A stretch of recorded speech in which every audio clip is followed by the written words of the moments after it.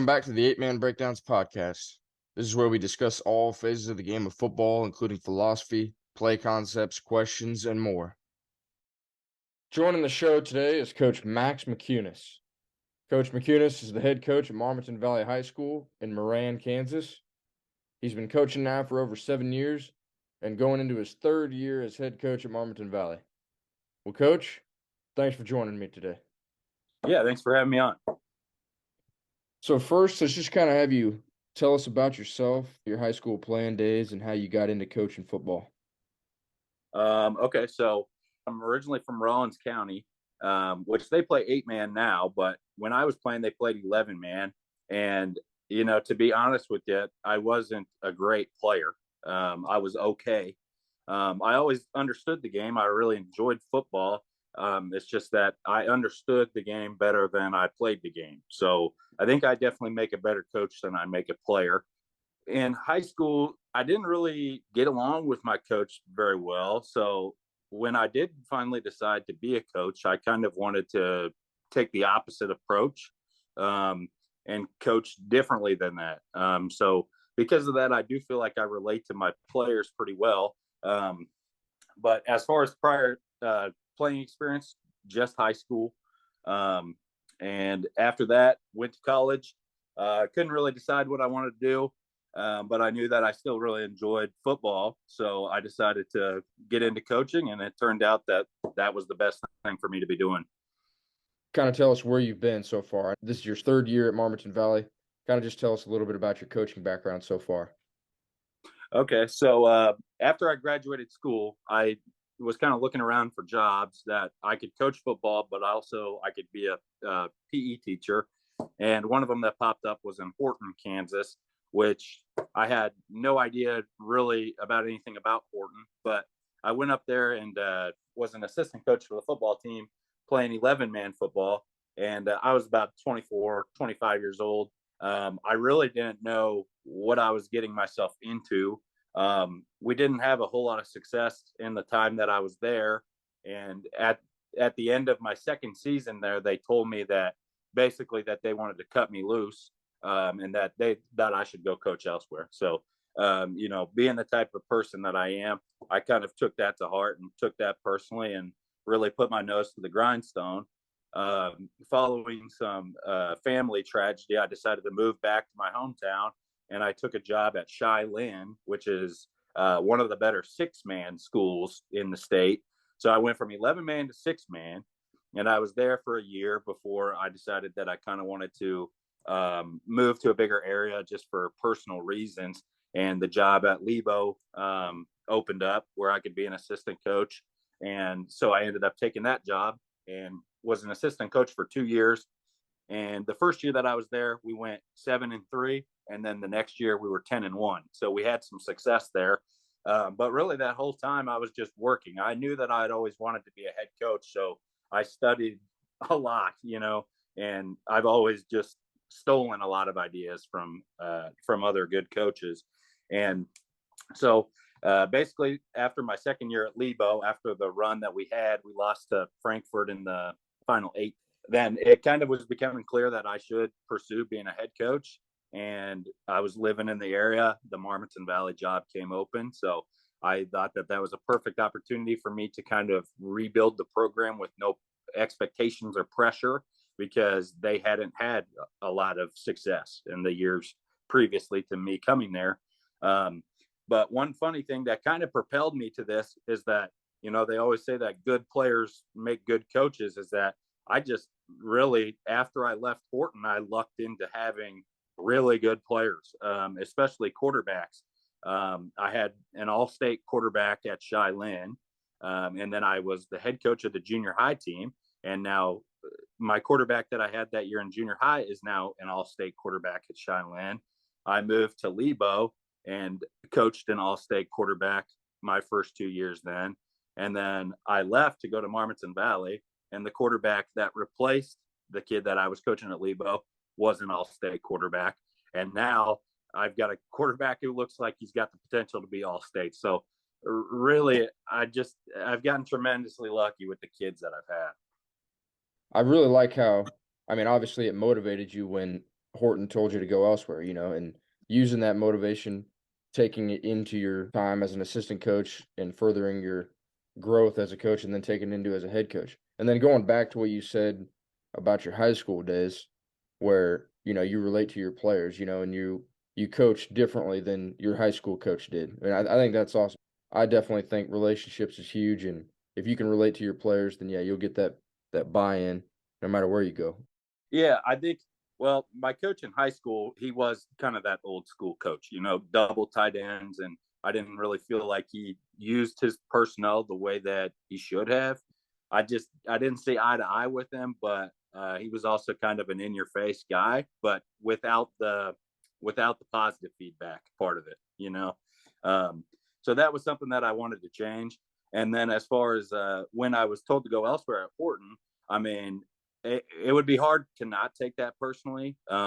It would have been easy to kind of give up then, but you know that made me mad. So that's kind of what motivated me. And I think my kids now, especially at Marmaton Valley, I think they kind of enjoy having that underdog mentality, and I think they do kind of take on me having a chip on their shoulder. I think that's kind of the way we're playing and the way we're trending, and I kind of like that about these kids I'm coaching. Yeah, absolutely. And I'll be honest, I had a similar situation, not necessarily where they asked me to leave, but I had applied at a school and gotten offered the job and then a few weeks later got the job pulled from me.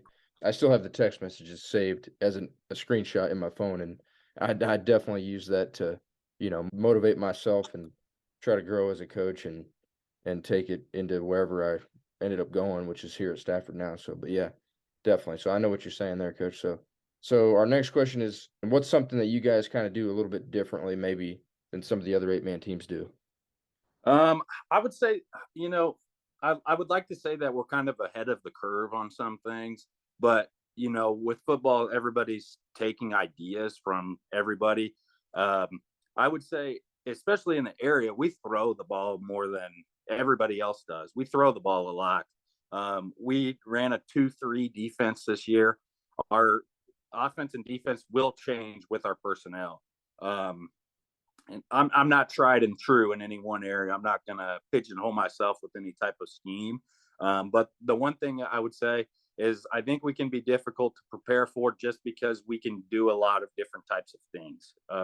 I try to put my players in the best place I can to be successful, which sometimes is changing my whole scheme and mentality. So um, I guess that would be what I would say. But really, we're trying to climb to the top. We want to be like some of these other programs. So we're trying to mirror what other coaches and other programs do well. Yeah, and like you said earlier, I mean, you've coached a lot of great quarterbacks, and you happen to have one now coming up next year, coming back. So I think that's perfect. I mean, if you're adapting what your system is doing offensively to your players, and you got a good quarterback, then yeah, that allows you to throw the ball more. And like you said, I mean, you've had great quarterbacks, and that definitely is something that would separate from you guys from others. Because I do know there's even still across the board in Kansas 8-man, there's not a ton of teams that really throw the ball a lot consistently. You still see a lot of the heavy run teams out there. But anyway, I do agree. I think the more multidimensional you can be, obviously the more difficult you're going to be to prepare for and the harder you're going to be to take down, later on in the season. Just kind of tell us a little bit about this season, kind of what'd you learn most, or if you would change anything about this year, what would you change? And so just kind of tell us a little bit about this year. Okay, so going into this year, I was going to have 6 seniors, as well as some really talented kids coming back. So for us within the program, our expectations were really high. Um, we expected to compete for a district title, league title. We ended up finishing 4-5, just like we did the year before, my first year there.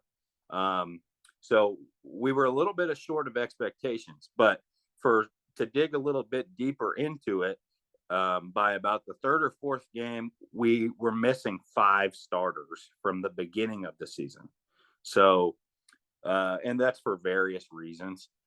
We had a couple of injuries. We had a kid break his collarbone. We had a kid have an injury with his knee, And then we had another couple kids who uh, were removed from the team for various reasons. And so by the time that our district games rolled around, we were playing without 5 original starters. Um, so, you know, like after the season was over, I was disappointed that we were 4-5 again, and we lost in the first round of the playoffs. And I kind of sat back and reflected about that for a while. Why weren't we better? But in hindsight, we did lose those players, but we were playing our best at the end of the season without the players that we didn't have. And in hindsight, like I said, the record didn't show it, but I felt like that was by far my best coaching job that I've done. Even though the wins and the losses weren't where we wanted them to be, I felt like I coached really well. We made the most out of what we had, and we won some big games that maybe we shouldn't have.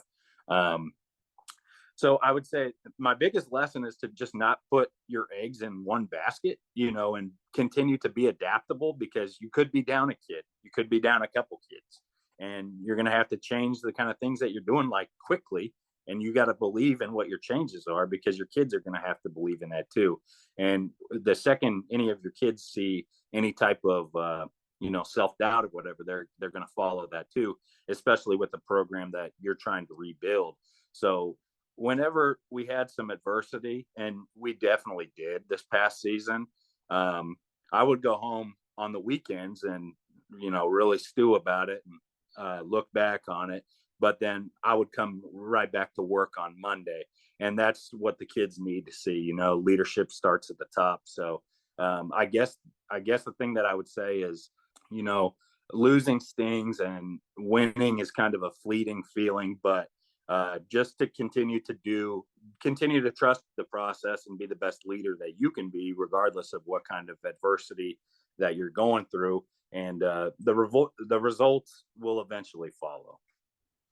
Yeah, and like you said, you're talking adversity and some unforeseen circumstances and, losing some guys. And so here, just talk a little bit more on that, like how you adapted as far as practice planning or game planning, to losing guys midway through the year and late in the year or whatever. And then kind of tell us, I mean, did you find any new leaders along the way, like some underclassmen kind of stepping up to fill where some guys might have not been around on the team anymore, or just kind of talk about that a little bit.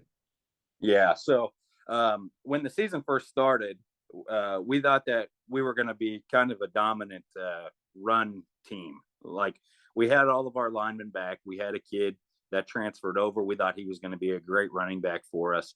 And so we had kind of built the offense around that happening, double tight and running the ball. And as kind of the season went on, we started losing some of these kids. It was kind of a rotating deal at tight end and rotating deal at running back. And I think by about the time week five or so happened, we were down all 5 of those kids that I talked about.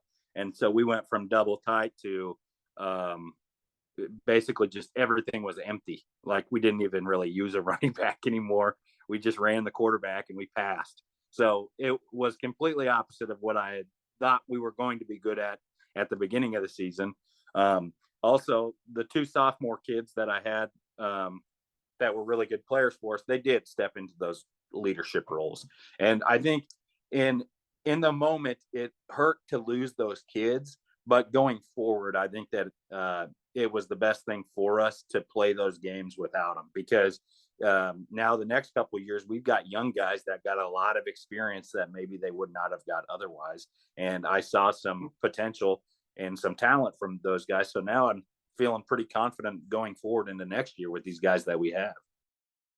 So, Coach, you're talking about that constant adjustment throughout the season, which is already tough to do at an 8-man school with limited numbers on your team. Actually, real quick, how many numbers did you guys have? How many did you have total? You might have said this already. Okay, so we started off with 23, I think, or maybe 21. And by the end of the season, I think we were down to like maybe 16 or 17. Okay. So yeah, you had quite a few there at the beginning and then 16 or 17. So Yes. kind of talk about how you adjusted your practice plan. I know you talked about, kind of going to more of an empty passing attack and constantly adjusting your offense to kind of fit the guys you were left with, but kind of Right. talk about your practice plan approach. Well, I kind of just followed or went with everything the way that I still had. Like I didn't really change much as far as how we were practicing. I mainly just sat here and schemed every weekend after, our games and come up with something brand new. So I think by the time that we got to the fifth week or so, like our playbook was brand new. It was not the same thing, except for a couple of things. And the kids just went with it and picked it all up and did everything that we were asking them to do. But I think also when we started to get lower on numbers, and this is maybe counterintuitive, but at the beginning of the season, I was worried about avoiding injuries and stuff like that. And then by the time that we got a little bit later on in the season, I was saying, well, we didn't do a whole lot of full contact in practice and we lost all these guys anyway. So we started doing a lot of full contact stuff, or as much as they'll allow us to do, and started hitting each other and tackling a lot. And that paid dividends. I mean, we were just tougher. And the guys that we did have, they bought in and they were, they played hard.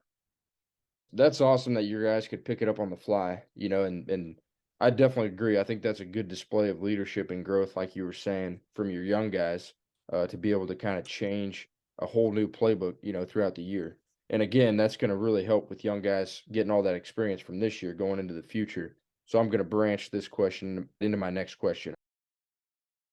What do you guys look forward to, or what are you looking forward to most going into next year? Okay, so to piggyback off of this, when the season first started, I did not know how good my quarterback was going to be because he had some limited playing time at quarterback as a freshman, and he did not look ready to be the quarterback, but he had worked hard in the weight room and everything. So I tempered expectations, but I thought that he could be good. And after a few weeks that rolled around, the coaches and I were sitting around and we were like, this kid is way better than we thought that he was going to be. So he just improved rapidly, and he got way better. So we did not have a problem building the offense around him. Whereas at first, I didn't know what I could trust him to do. I didn't know if I could trust him to throw the ball 25 times, And then by the time we got down to the games that we needed to win, I had full trust in him. So instead of being built around the run game and kind of being a game manager, the offense just turned to trusting him completely. And we didn't really have a choice, but he delivered on that. And so going into next year, I'm excited to have a quarterback that I've had since he was a freshman, since I've been at the school, kind of my own quarterback that I can develop. But on top of that, we have our two leading receivers back. We've got our best lineman coming back. And we've got some young guys who are ready to contribute. So I'm excited to see what some of the guys that didn't play a lot last year can do with additional playing time. But I'm also just excited to see what the guys that did play last year as sophomore and freshman, what they're going to do here in the future, because the sky's the limit. And this off season, since the football season got over, these kids have been working really hard. So sometimes I think that hard work does trump talent. And I think that's kind of the situation that we have going on right now, where maybe we just have a little bit of both. And here, I'm going to piggyback off of that. Your hard work trumping talent, which I agree. Do you run the weights program then? Yes, I do. There's Okay, another physical education teacher that has his weights classes too, and we kind of split them. mhm, But I do during the summer for the high school kids. okay. And so how many days a week you guys go in the summer? During the summer, we go 5. 5 days a week in the morning? Yep, in the morning. Okay. And so you're saying your quarterback, he took big strides in just a year, and you didn't think he was really ready to play, and then you realized he was. So I'm wondering, did you guys do any like off-season 5-on-5 passing tournaments or any team camps or anything? Yes. So the first year that I was at Marmaton Valley, we had we had 4 kids in the weight room every morning. That's it. 4 of my high school players. And then my second year in Marmaton Valley, I'd say we had between 12 to 15 or 16 every morning. So the numbers in the weight room and the buy-in went up tremendously. We also did do 5-on-5, and worked with my quarterback a lot because I knew he was going to be the guy. We played 5-on-5 against Crest and a couple other schools in the area, and I do think that was beneficial. But to be honest with you, he kind of looked shaky at 5-on-5. And then when we started playing games, and as the season went on, he just ascended and started playing way better. So I don't know if that.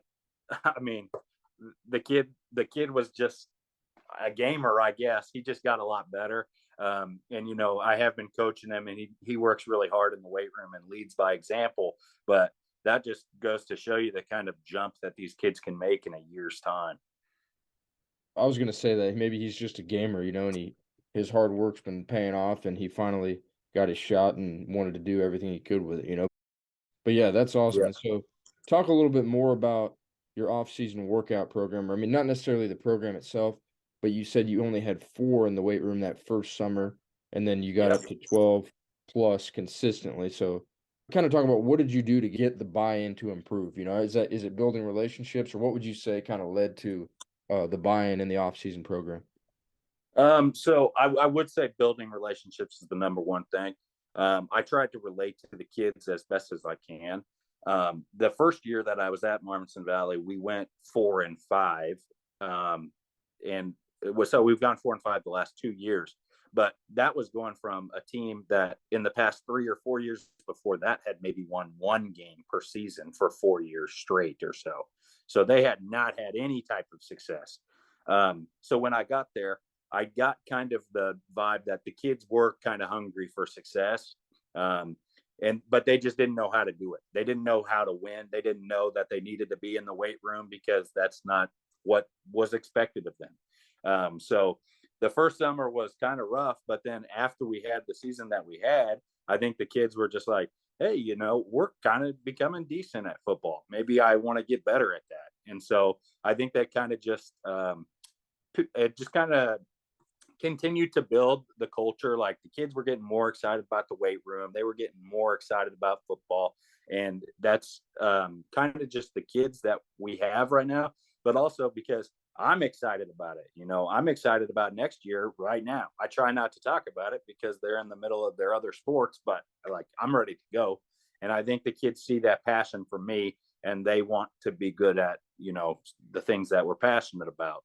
The other thing I started doing was incentivizing everything, because it seems like with kids nowadays, they're willing to work hard, but they kind of want a prize too. So we took the kids up to a Royals game if they met a certain amount of attendance, and we let them pick out their pads and equipment and stuff early. Now, an idea I stole from Alex McMillan at Madison was, I think this next year we're going to do a draft where the kids are going to pick captains, and then each captain we'll get them all together and have a little pizza party or something. And the captains will pick their teams, and then we'll have them compete for attendance. So instead of me holding the kids accountable, they'll hold each other accountable. And I'm looking at taking them up to Chiefs training camp, and then there will be some type of motivation for them to attend where they're not going to like it if they don't attend, basically. I like the idea there. So, I mean, we incentivize it too a little bit. So, what Coach Tiernan always did when I was in high school was if you were above 90 or 95% attendance rate in the summer, you'd get a free T-shirt. And it usually was a pretty cool T-shirt that you wanted to get. I mean, and honestly, Right. growing up, we didn't have a ton of gear, like for school gear, football gear, like kids do now. And so it was a big thing to get a shirt. And so I kind of stole that idea and we brought it here, and we got shirts and we can get hats and we can do all this other stuff if you get 90 or 95%. But no, I like that. Like you're saying, the constant excitement, even during basketball season or track season, the off season, I'm the same way. And the kids definitely feed off that. If you got positive body language and energy, it's going to spread no matter what. So I think that's definitely helping your program grow as well.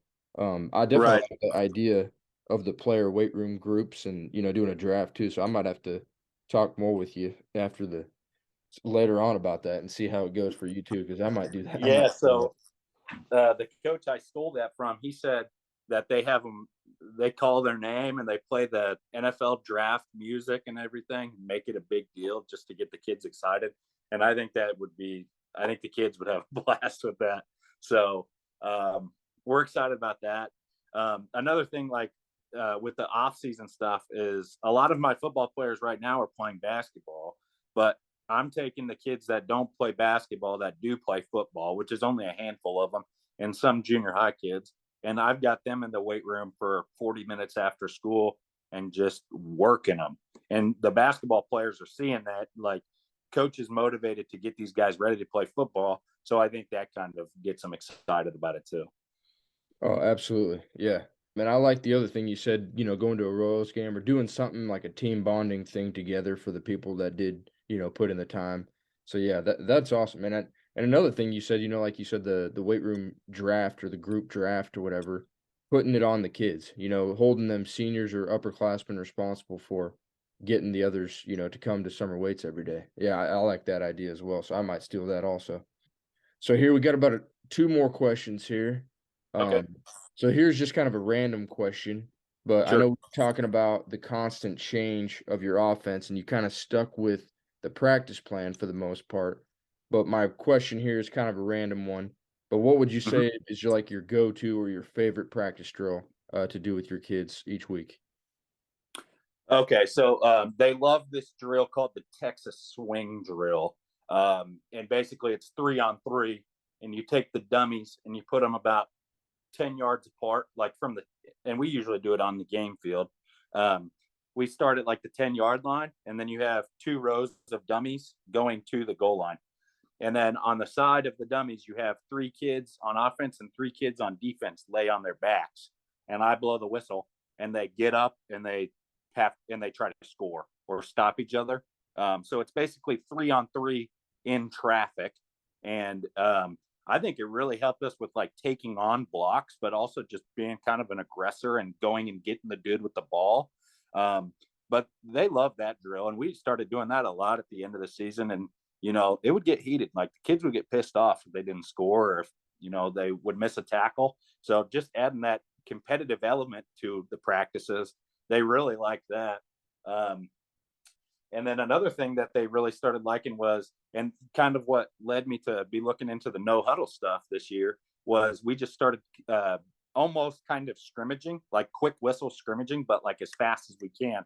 And I had another one of my assistants go over on the defensive side of the ball, and I would have him just talk trash to me, and I would be talking trash back to him, and the offense would be talking trash to the scout team guys, and they would be getting competitive. The scout team guys wanted to stop our varsity guys; they didn't want them to score, and the kids really liked going fast and running the plays as effectively as they could, but also just being in kind of a live game situation. Obviously, nothing too crazy, but just the competitive aspect of it was something that the kids really thrived off of towards the end of the season. Yeah, no doubt. I like that, the Texas swing drill, the idea of 3-on-3. Did you have one guy, like, start with the ball? That way to make it a play? Yes.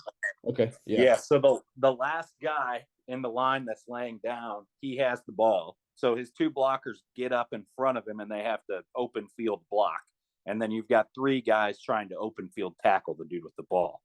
So, yeah, Uh, see, I like that, and then starting on the 10-yard line, so, I mean, it's not like they're getting a full head of steam to go, light somebody up or anything, like, in practice. Right. Yeah. They really don't get much of a head start. It's like a 10-by-10 box that they enter into basically. So I mean it's full contact and they definitely get to hitting each other, but it really helped with our open field blocking and tackling. And I'll just say, so I don't forget, we do another tackling drill. We do a lot of tackling because my first year, and that's just form tackling, not even live stuff. We do a lot of stuff with the tackle rings and basically any type of tackling drill to work on our form that I can think of. Because my first year at Marmaton Valley, we were not very good on defense. In fact, we were part of the highest scoring game in 8-man history in Kansas, 106-98 against Oswego 2 years ago. So after that season, I was like, we got to get better at tackling. I'm not going to have nobody's scoring 100 points. Okay. Another drill that we do is I have 4 kids on the sideline of the game field, and I have them spread out about 10 yards apiece. and I give them each a football. And then in front of them at about 10 yards, I have 4 defensive players. And so I pick one of them, like I hold the number up, number 1, and then I blow my whistle, and number 1 knows that's him. And he just tries to run to the other side of the field. And the 4 guys all try to basically gang tackle him. So it's 4-on-1, but they're in close quarters.